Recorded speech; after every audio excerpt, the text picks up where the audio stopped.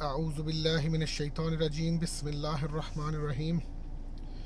آج ہم سورۃ القلم جو کہ 29ویں سپارے کی دوسری سورہ مبارکہ ہے، اس کی ابتدائی چند آیات کو سیکھنے کی کوشش کریں گے، ان کے معانی اور مطالب جاننے کی کوشش کریں گے۔ تھوڑا سا بیک گراؤنڈ سمجھ لے کہ یہ سورۃ مبارکہ اس وقت نازل ہوئی جب کفار مکہ آپ صلی اللہ علیہ وآلہ وسلم کو زبانی تانے اور تانوں کے نشتر چلا رہے تھے اور بہت سارے غلط القابات سے نواز رہے تھے۔ آپ کو خدا نخواستہ مجنون کہہ رہے تھے، آپ کو خدا نخواستہ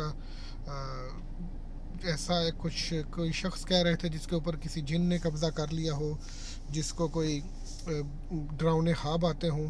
آپ صلی اللہ علیہ وآلہ وسلم کا سینہ ان باتوں سے بینچتا تھا۔ تو سورہ قلم کی ان ابتدائی چند آیات میں اللہ کریم نے آپ صلی اللہ علیہ وآلہ وسلم کو تسلی دیتے ہوئے کچھ پیارے الفاظ آپ کے بارے میں فرمائے ہیں، جو کہ کفار مکہ کی گستاخیوں کے ازالہ کرنے کی کوشش کی ہے، بلکہ بہترین طریقے سے ازالہ کیا ہے۔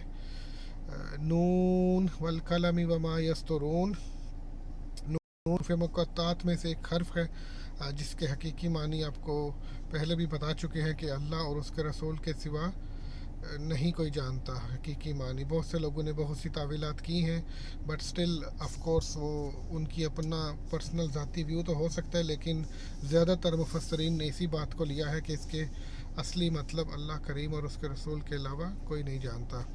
والقلمی، اور قسم کھائی گئی ہے یہاں پر قلم کی، وما یسطرون، اور اس مضمون کی جو اس قلم سے لکھا جاتا ہے، یعنی قلم کی اور اس مضمون کی جو اس قلم سے لکھا جا رہا ہے اس کی قسم کھائی گئی ہے۔ لوح و قلم جو تختی ہے ساتوں آسمانوں کے اوپر، جہاں پہ لوگوں کی، ہم انسانوں کی اور دوسرے سب چیزوں کی تقدیر لکھی گئی ہے، جہاں پہ ان کا نامہ اعمال لکھا جاتا ہے، لوح محفوظ، اس وہ بھی مراد ہو سکتی ہے۔ والقلم وما یسطرون، اس قلم کی قسم ہے اور جو اس سے لکھا جاتا ہے اس چیز کی قسم ہے۔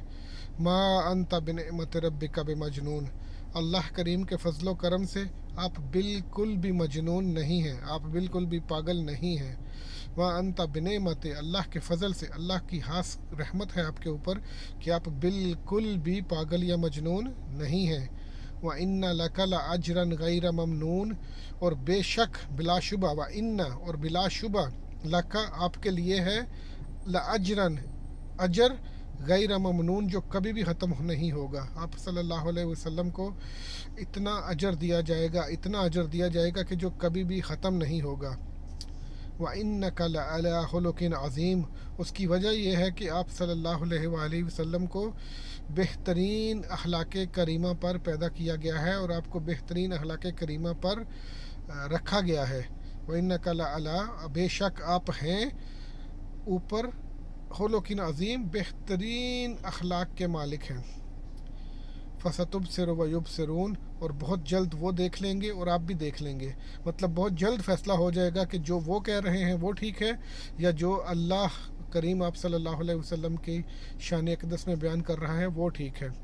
بِأَيِّكُمُ الْمَفْتُونُ، کس چیز کا فیصلہ بہت جلدی ہو جائے گا؟ بِأَيِّكُمُ الْمَفْتُونُ، کہ آپ میں سے اور ان میں سے فتنے پر کون ہے، آپ میں سے اور ان میں سے سیدھے راستے پر کون ہے اور پرفتن دور میں سے گزرتے ہوئے بھٹک کون گیا ہوا ہے۔ ان ربک هو اعلم بمن ضل عن سبیلہ، بے شک آپ کا رب بہتر جانتا ہے کہ کون اپنے راستے سے بھٹک گیا، من ضل عن سبیلہ، کہ کون اپنے راستے سے بھٹک گیا، وہو اعلم، اور وہی بہترین جانتا ہے، بالمہتدین، کہ کون ہدایت یافتہ ہے۔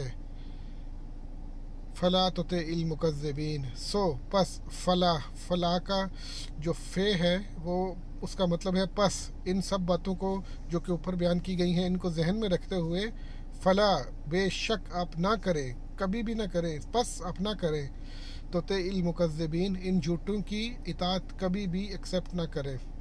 فلا تطع المکذبین، جو کچھ آپ کی شان اقدس میں اوپر بیان کیا گیا ہے اس کو ذہن میں رکھیں، میں موجود ہوں، میں اللہ ہو کر آپ کی دلجوئی کے لیے، آپ کی تسلی و تشفی کے لیے موجود ہوں، تو آپ ان جھوٹوں کی پیروی کا سوچے بھی مت۔